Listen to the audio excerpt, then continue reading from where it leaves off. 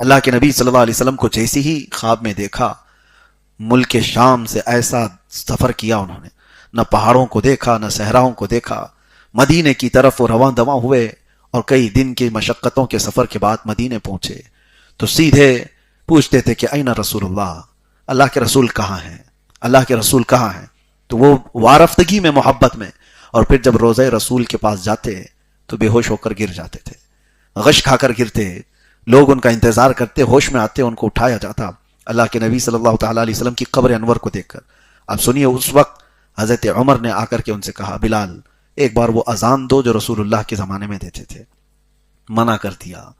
کہا کہ امیر المومنین آپ کے حکم عدولی تو نہیں کر سکتا، لیکن میرے لیے مسئلہ یہ ہے کہ جب میں اذان دیتا اشہد ان محمد الرسول اللہ پر پہنچتا تو سامنے چہرے رسول کو دیکھتا تھا، میرے آقا صلی اللہ تعالیٰ علیہ وسلم کو دیکھ کر کے میں اپنی اذان مکمل کرتا تھا۔ اب مجھے آپ اذان کے لیے کہہ رہے ہیں، جب چہرہ اقدس نظر نہ آئے تو پھر کیا ہوگا؟ کئی صحابہ نے اصرار کیا تو انہوں نے اذان دینے سے منع کیا۔ اسی اثنا میں حسنین کریمین کو بھی پتہ چلا کہ بلال آئے ہیں۔ امام حسن اور امام حسین رضی اللہ تعالیٰ عنہ دوڑتے ہوئے وہ مسجد نبوی میں آئے، جیسے ہی ان کو دیکھا حضرت بلال لپک کر کے ان کے سامنے جھک گئے اور کہا، ظاہر سی بات ہے شباہت تھی رسول اللہ کی ان کے چہروں میں، نبی کونین صلی اللہ تعالیٰ علیہ وسلم کی آل تھی،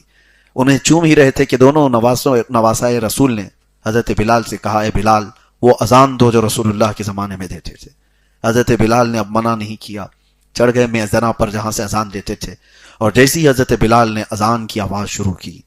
فرمایا گیا روایات میں ہے گھر کی عورتیں باہر سے نکل گئیں، مدینہ طیبہ میں سب ایک آواز، اور سارے لوگ دوڑتے ہوئے مسجد نبوی کی طرف بھاگ رہے تھے۔ عورتیں گھروں سے نکل کر کے آواز جیسی سنی، ایک جملہ کہہ رہی تھی، ابعث رسول اللہ، کہ اللہ کے رسول دوبارہ آ چکے۔ اس آواز کو سنتے ہی ہر کوئی کہہ رہا تھا کہ اللہ کے رسول دوبارہ آ گئے۔ آواز میں وہ جاذبیت تھی، آواز میں وہ اثر تھا کہ وہ نبی پاک صلی اللہ علیہ وسلم کا زمانہ یاد دلا دیا۔ اس کے بعد حضرت بلال اشہد ان محمد رسول اللہ تک پہنچے تھے، پورا مدینہ جمع ہو گیا تھا، پورا مدینہ ان کے اطراف تھا، اور جیسے ہی وہ وہاں پہنچے وہ لڑکھڑا کر کے زمین پر گر گئے۔ صحابہ اکرام رضوان اللہ تعالی علیہ مجمعین کہتے ہیں، رسول اللہ صلی اللہ علیہ وسلم کی وفات کے وقت جتنا مدینے والے روئے تھے، اور اس کے بعد بلال کی اذان پر جتنا روئے، مدینہ اتنا کبھی نہیں رویا تھا۔